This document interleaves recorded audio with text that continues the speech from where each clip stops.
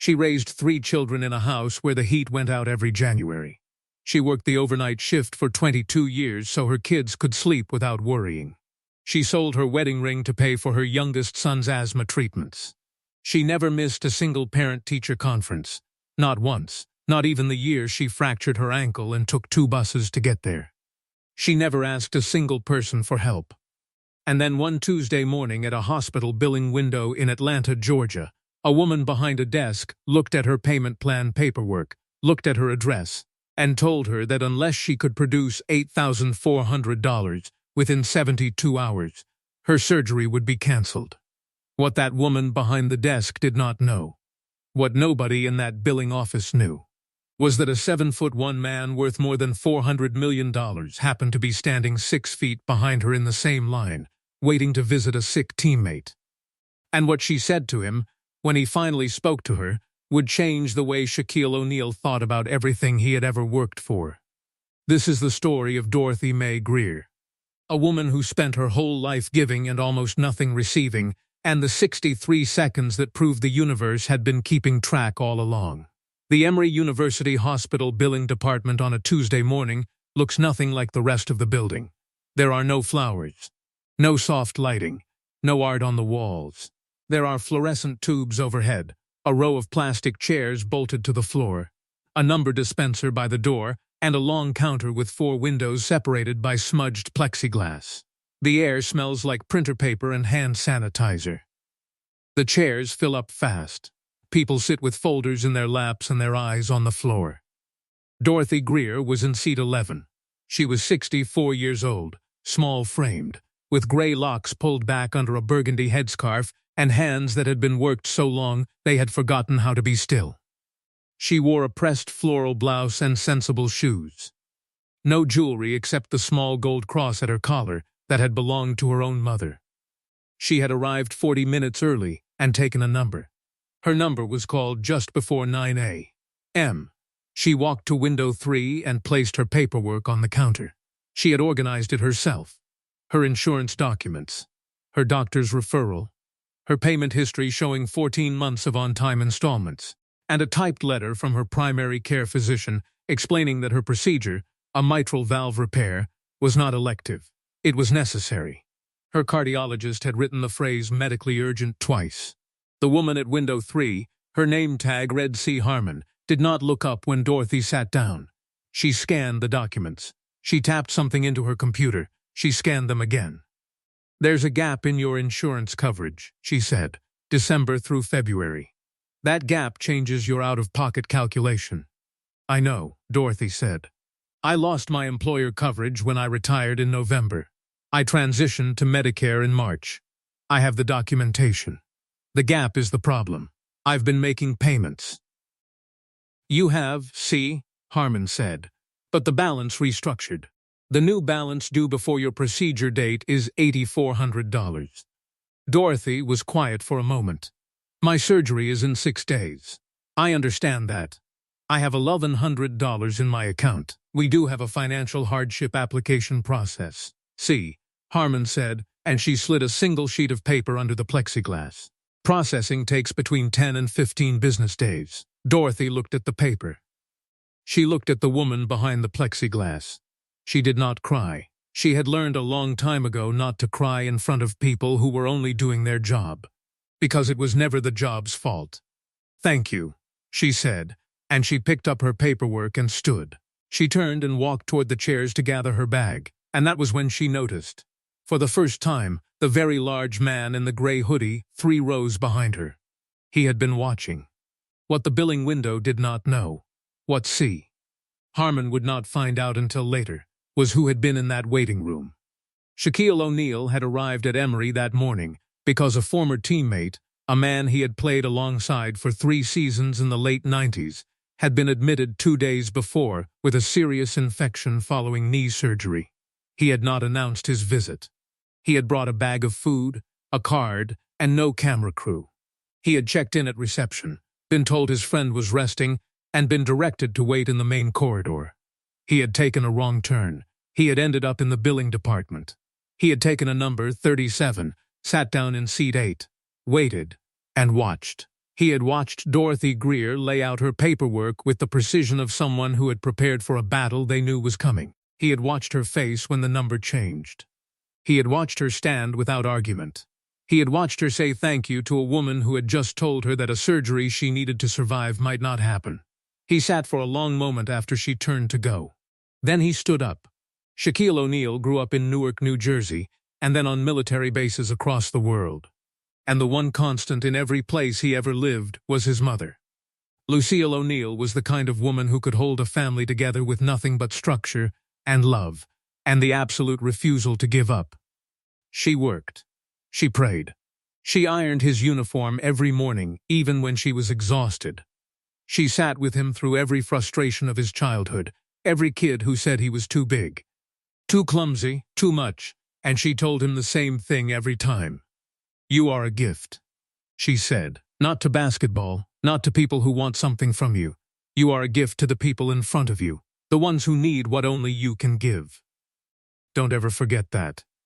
He had heard those words so many times that they had become a kind of internal weather, always there, changing how he saw whatever was in front of him.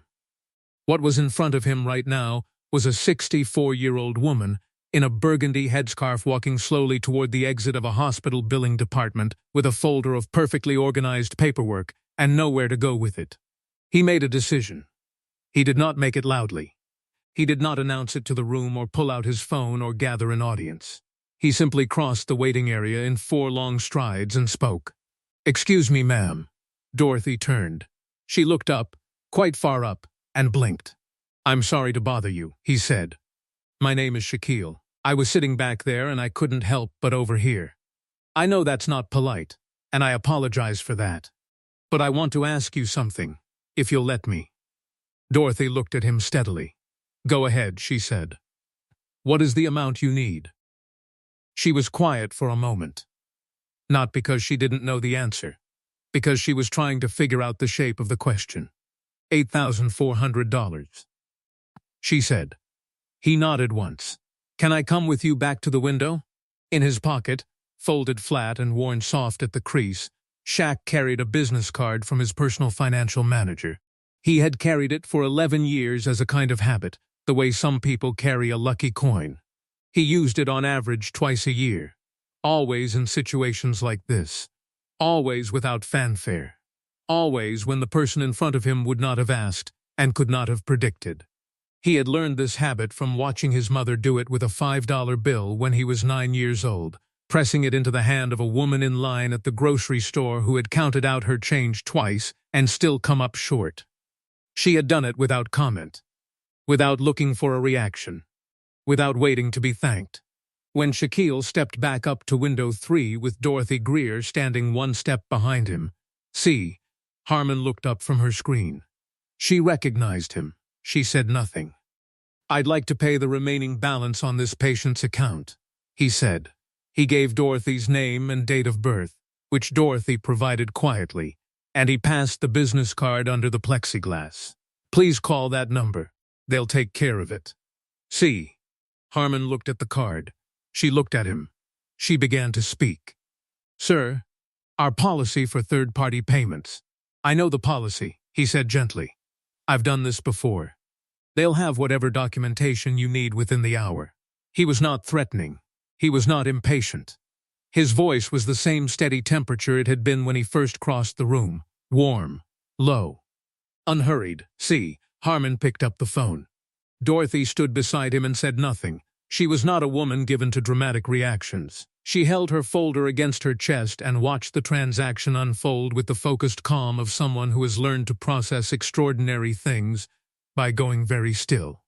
When the call was finished, when the confirmation number had been written on a receipt and passed under the plexiglass, Shaq turned to Dorothy. He expected her to say thank you. She did not say thank you. She looked at him for a long moment, not like a woman looking at a famous person, but like a woman looking at a younger man she had something to tell, and then she spoke. "You know what you just did?" she said. "I hope I helped," he said. She shook her head slowly. "Not disagreement. Something more deliberate. You just did," she said, "what every person in this building wished someone had done for them. You saw me, not my situation. Me, you saw that I had done everything right and still ended up in the wrong place, and instead of walking past that, you stopped. She paused. My husband died 11 years ago, she said. Cedric, he was a good man. He used to say, the measure of a person is what they do when nobody's looking and nobody's asking. She adjusted the cross at her collar. Nobody was looking, she said. And I wasn't asking. She held out her hand. He shook it. Her grip was firm and brief. My name is Dorothy, she said. I know, he said. Dorothy May Greer. She smiled at that, a small, complete smile. You were paying attention. I was, he said. She began to walk toward the exit. Then she stopped without turning around and said one more thing. Don't thank me later. Come back here in a year and see how many people are still sitting in those chairs. Then decide what you can do about that. The door swung closed behind her. He stood in the billing department for a moment after she left. He thought about his mother ironing his uniform in the dark at 5 a.m. before he woke up.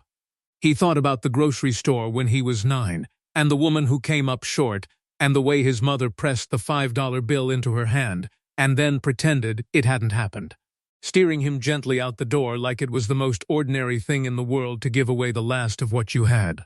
He thought about the word see, not look. See, Dorothy hadn't said he looked at her. She said he saw her. He stood there for another moment, turning that over. Then he took out his phone and called the one person he called when something stayed with him long enough to matter. He visited his teammate. He stayed for 2 hours. He ate bad cafeteria coffee and talked about old games and did not mention what had happened in the billing department. Because that was not the kind of thing he said out loud on the day it happened. He thought about it on the drive home.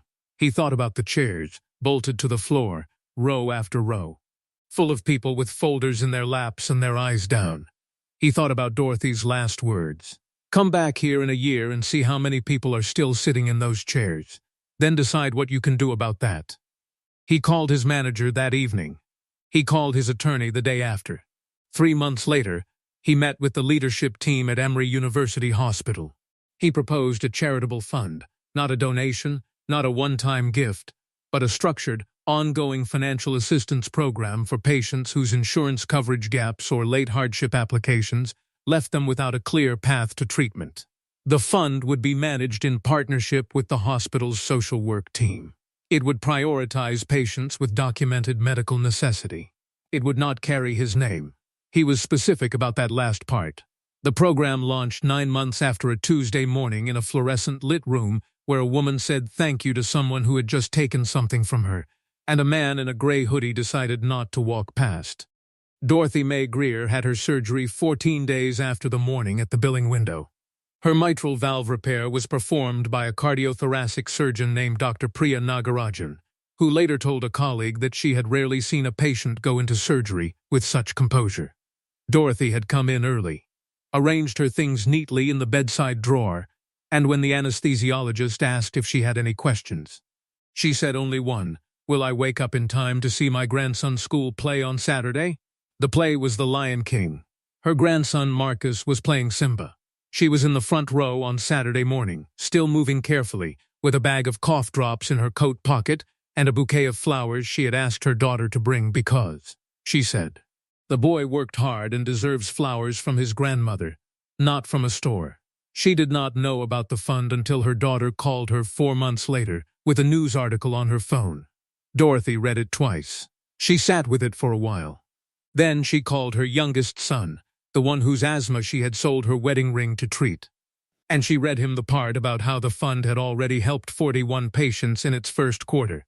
41, she said. He said something about how she must feel. I feel like Cedric was right, she said. The measure of a person. She did not elaborate. She didn't need to.